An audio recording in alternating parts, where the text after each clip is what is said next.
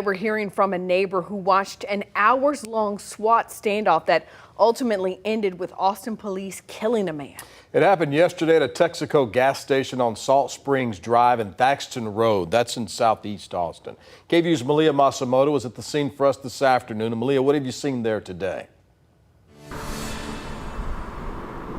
Brian and Ashley, it's a much different scene than what you saw yesterday with a ton of law enforcement around. Today, what we've seen is construction workers putting together the front of the gas station. I'll let you take a look at what it looks like right now. They actually just left a few minutes ago. But if you see, that whole front of the gas station store was blown out when we got here this morning. They were working on today. They were putting up the wood beams in there, and they've been putting that plywood. You can see it's all the way from end to end sealed up there. They also just put that door in right there. That is a new addition to, and the security measures on the front of those black panels that you see there. But just a few feet to the left, this is the fence and the house of a neighbor who was watching this standoff from his back porch right there.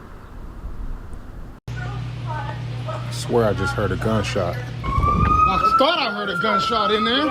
Tensions rising for almost 5 hours. A SWAT standoff that ended with one man dead. Officers considered whether alternative routes were available to evacuate the employee still inside the store, but determined that the employee was trapped and had no way to get out safely. APD says they found a stolen car there a little after noon on Tuesday.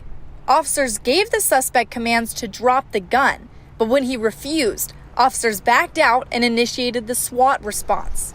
During negotiations to get the suspect out, he threatened violence toward the officers, poured lighter fluid on the floor, and made suicidal threats. Miguel Uribe, a neighbor whose fence directly backs up to the gas station, was watching all of this go down. As you can see, they had the whole street completely full of officers.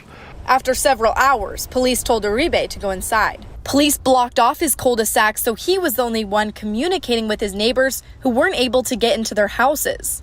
They were all really good neighbors, calling, concerned, texting me, "Are you okay? Do you need to get out of there?" After a few hours of the standoff, the suspect shot at officers and started pouring lighter fluid into a container with a rag to create a Molotov cocktail. Officers then shot the man, killing him. The whole experience, something Uribe never expected to see in the place he calls home. This neighborhood's been here, 20 years? And that's the first time anything like that's ever really happened out here. It was really hard to believe that happened right there. APD said the suspect has no known criminal history here in Austin. Now, besides a suspect who died, they said no one else was injured in this incident. And the officer who fired the shot will be placed on administrative duty while they conduct 2 investigations, one criminal and one internal. Live in Southeast Austin, Melia Masumoto, KVUE News.